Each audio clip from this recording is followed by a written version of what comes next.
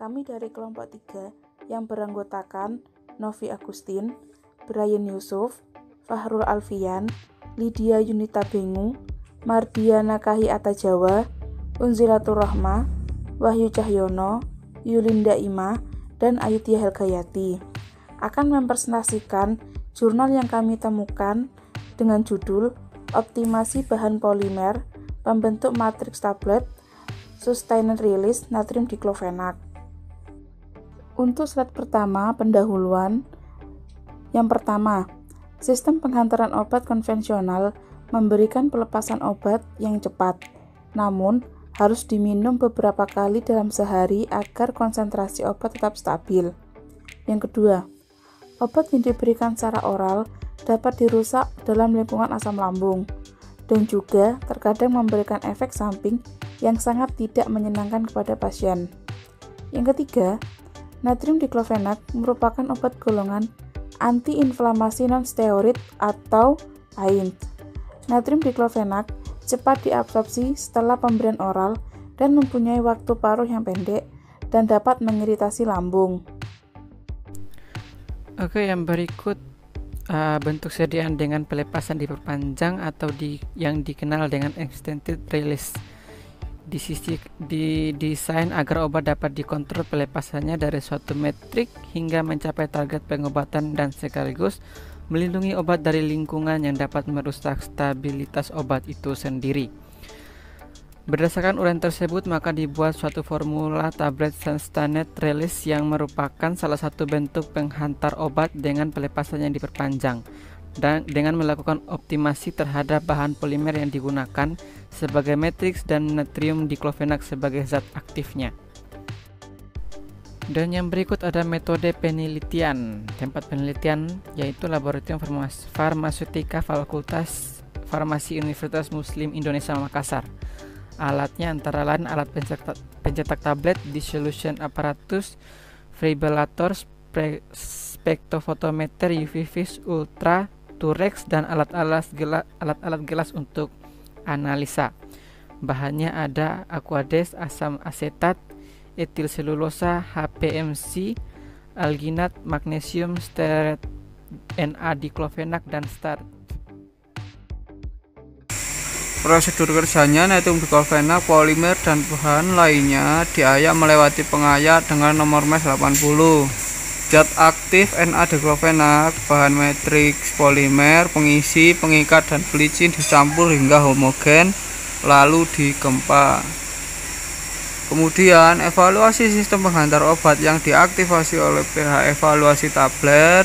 1. Keseragaman bobot menimbang 10 tablet dari masing-masing formula, lalu dihitung bobot rata-rata tiap tablet. Yang kedua, keseragaman ukuran, ambil 10 tablet, kemudian diukur diameter dan ketebalannya menggunakan jangka sorong. Metode penelitian selanjutnya yang ketiga, penentuan kandungan obat. Yang pertama, menimbang 10 tablet dari masing-masing formula. Selanjutnya dihitung berat rata-ratanya. Selanjutnya, tablet dihancurkan hingga menjadi serbuk yang halus. Kemudian ditimbang seberat ekuivalen dengan 50 mg natrium diklofenat.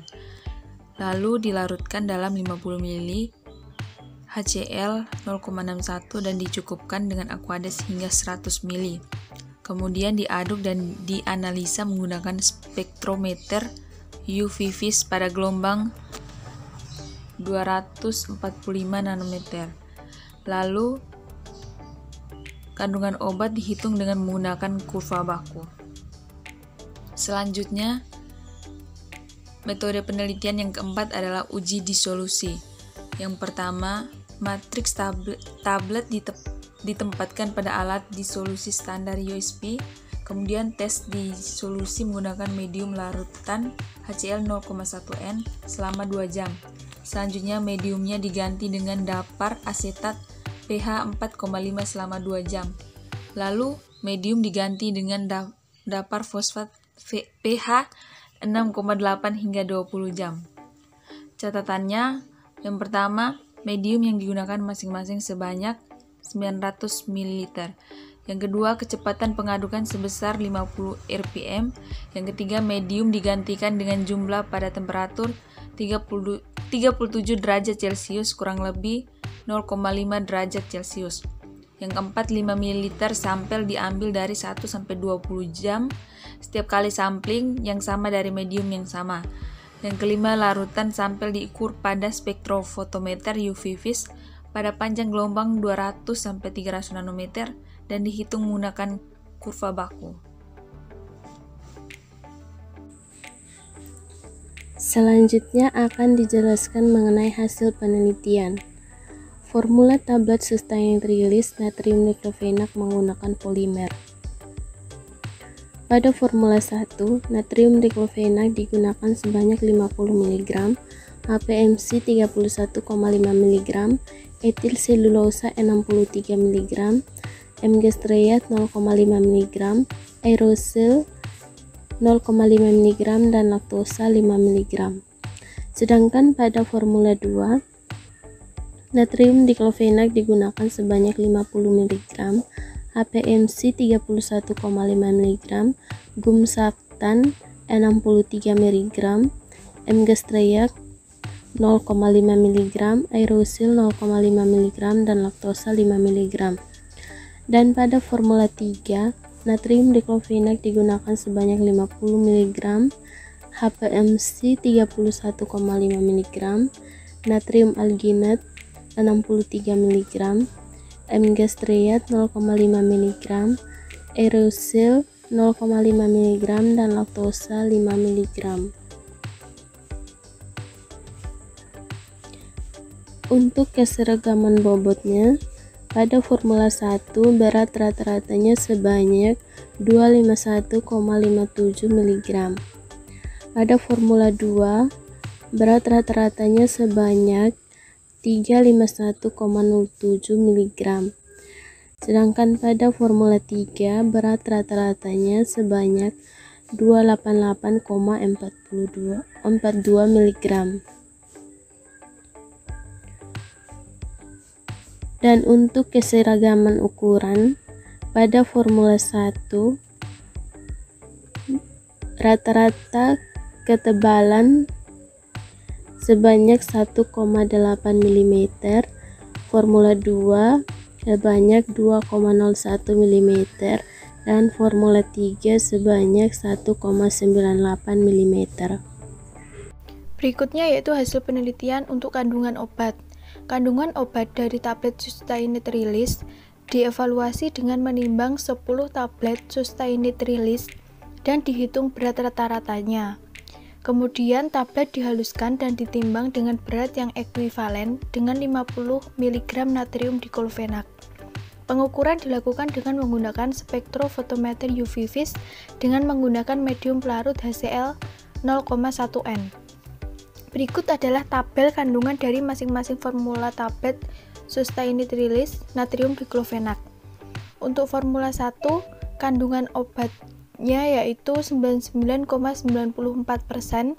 formula 2 kandungan obatnya 97,35%, formula 3 kandungan obatnya 97,66%. Kemudian untuk uji disolusi formula 1, hasil pengukuran absorban tablet sustained release formula 1 dalam media disolusi menggunakan HCl 0,1N dengan pH 1,2, dapar asetat dengan pH 4,5, dan dapar fosfat dengan pH 6,8. Pada formula 1 ini, untuk medium HCl menggunakan waktu mulai dari 0, 1, dan 2, medium asetat menggunakan waktu 3 dan 4, medium fosfat menggunakan waktu 6, 8, dan 10. Pada formula 1 ini melakukan repitasi sebanyak 3 kali pengulangan. Untuk HCl pada waktu ke-0 memperoleh rata-rata 0,00567, standar deviasi 0,0055, persen disolusi 6,32299, persen kumulatif 6,32299. Untuk HCl pada waktu ke-1 memperoleh rata-rata 0,02067, standar deviasi 0,0025, persen disolusi 9,04196, persen kumulatif 15,3649. Untuk HCl pada waktu kedua memperoleh rata-rata 0,04267, standar deviasi 0,0204, persen disolusi 13,0298, persen kumulatif 28,397. Untuk medium asetat pada waktu ketiga memperoleh rata-rata 0,01567, standar deviasi 0,0055, persen disolusi 4,44071, persen kumulatif 32,8354. Untuk asetat waktu keempat memperoleh rata-rata 0,01333, standar deviasi 0,0015, persen disolusi 4,18228, persen kumulatif 37,0177. Untuk medium fosfat pada waktu keenam memperoleh rata-rata 0,022, standar deviasi 0,003, persen disolusi 0,21052, persen kumulatif 37,2282. Fosfat pada waktu ke-8 memperoleh rata-rata 0,04667, standar deviasi 0,0025, persen disolusi 1,900514, persen kumulatif 39,1334. Untuk fosfat pada waktu ke-10 memperoleh rata-rata 0,057, standar deviasi 0,0026, persen disolusi 2,79142, persen kumulatif 41,9248. Jadi pada formula 1 obat yang terdisolusi adalah sebanyak 55,702%. Berikutnya uji disolusi formula 2. Hasil pengukuran absorban tablet sustained release formula 2 dalam media disolusi menggunakan HCl 0,1N dengan pH 1,2, dapar asetat dengan pH 4,5, dan dapar fosfat dengan pH 6,8. Pada formula 2 ini, medium HCl menggunakan waktu mulai dari 0, 1, dan 2, medium asetat menggunakan waktu 3 dan 4, medium fosfat menggunakan waktu ke 6, 8, 10, 12, 16, dan 20. Pada formula 2 ini menggunakan repitasi sebanyak 3 kali pengulangan. Untuk HCl pada waktu ke-0 mempunyai rata-rata 0,007, standar deviasi 0,001, persen disolusi 6,56468, persen kumulatif 6,56468. Untuk HCl pada waktu ke-1 mempunyai rata-rata 0,01633, standar deviasi 0,0038, persen disolusi 8,25648, persen kumulatif 14,8212. Untuk HCl pada waktu kedua memiliki rata-rata 0,02233, standar deviasi 0,0021, persen disolusi 9,34406, persen kumulatif 24,1652. Kemudian medium asetat pada waktu ketiga mempunyai rata-rata 0,01433, standar deviasi 0,0042, persen disolusi 4,29303, persen kumulatif 28,4582. Untuk asetat pada waktu keempat mempunyai rata-rata 0,02167, standar deviasi 0,0021, persen disolusi 5,10525, persen kumulatif 33,5635. Kemudian untuk medium fosfat pada waktu ke-6 mempunyai rata-rata 0,05667, standar deviasi 0,0045, persen disolusi 2,76283, persen kumulatif 36,3268. Untuk fosfat pada waktu ke-8 mempunyai rata-rata 0,09933, standar deviasi 0,0023, persen disolusi 6,42351, persen kumulatif 42,7498. untuk fosfat pada waktu ke-10 mempunyai rata-rata 0,12567, standar deviasi 0,0025, persen disolusi 8,68096, persen kumulatif 51,4308. Untuk fosfat pada waktu ke-12 mempunyai rata-rata 0,15267, standar deviasi 0,0025, persen disolusi 10,9967, persen kumulatif 62,4275.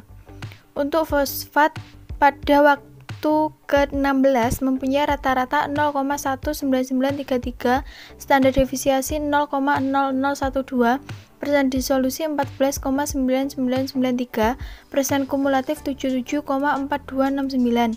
Untuk fosfat pada waktu ke-20 mempunyai rata-rata 0,21733, standar deviasi 0,0035, persen disolusi 16,5432, dan persen kumulatif 93,9701. Jadi, pada formula 2, jumlah obat yang terdisolusi adalah sebanyak 93,970%. Baik, selanjutnya hasil penelitian uji disolusi dari formula ketiga.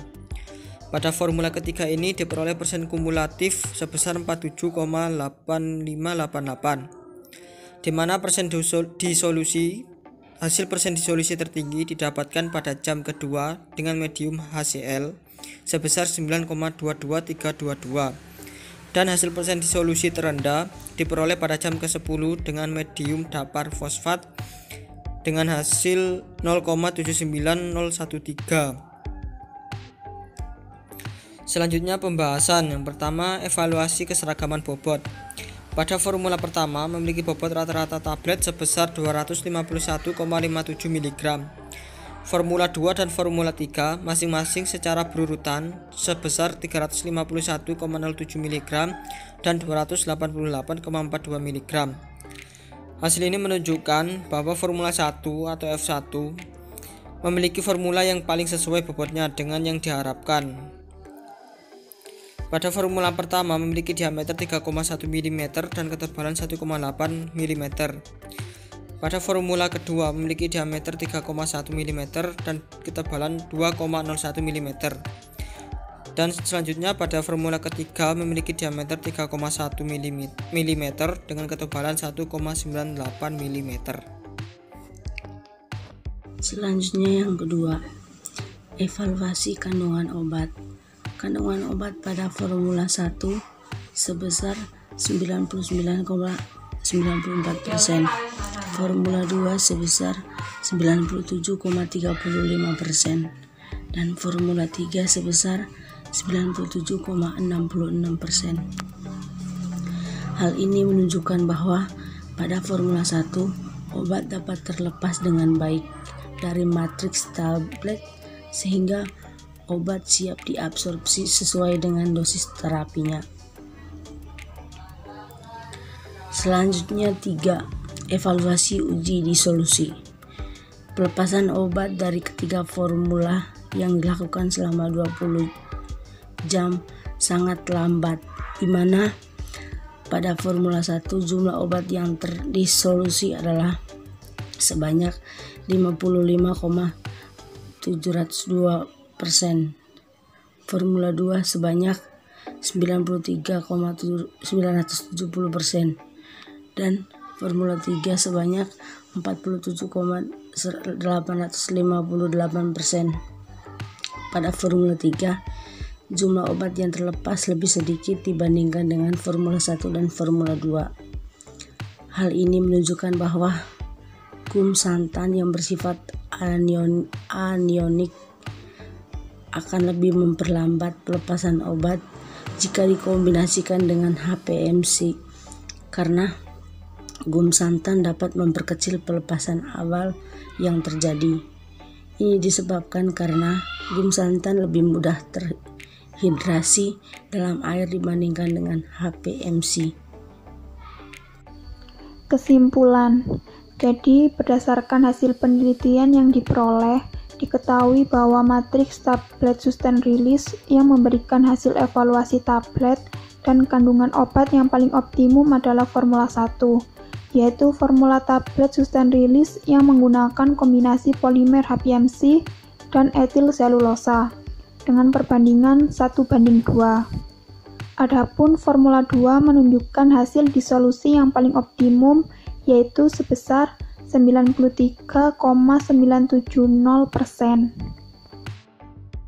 Sekian presentasi dari kelompok kami. Terima kasih atas perhatiannya, kurang lebihnya kami mohon maaf. Semoga dapat bermanfaat untuk kita semua. Terima kasih. Wassalamualaikum warahmatullahi wabarakatuh.